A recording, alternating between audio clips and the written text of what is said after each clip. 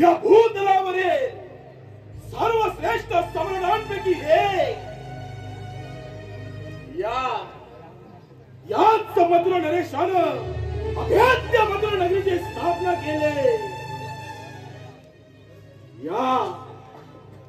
या मधुर नरेशानं या अभेद्य मधुर नरेशामध्ये या मधुरा नगरीमध्ये असंख्य मल्ल घडविले। चारी दिशा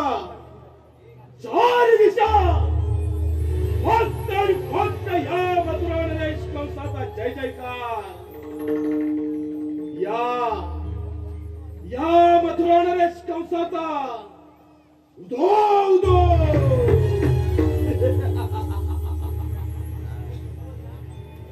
परंतु हे नियतीस मान्य नाही।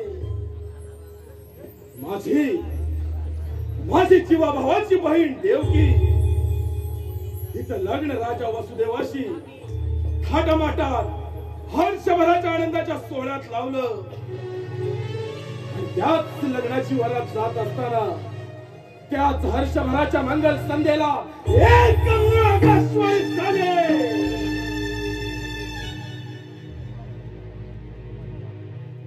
हे कंस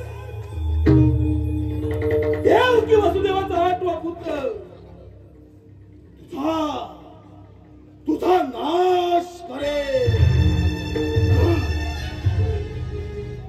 आजही ती गगनभेदी आकाशवाणी या मधुरा नरेशाच्या कर्णपटलावर थैमान खाते।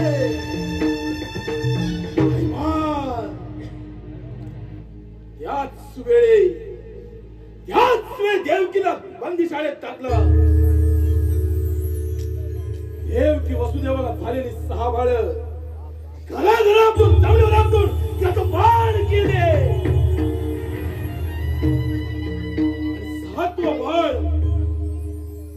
7व्या बाळाचा गळा घोटणार एवढ्या पुन्हा एकदा आकाशवाणी मधुरा नरेश तुझा काळ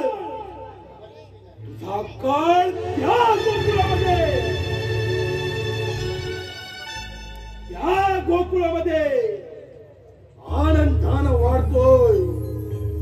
तोच असेल तुझा काळ।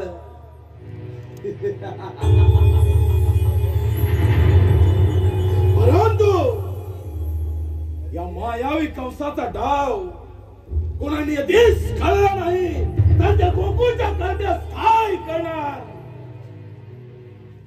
या कंसाचा काळ आता त्याच काळाचा बंदोबस्त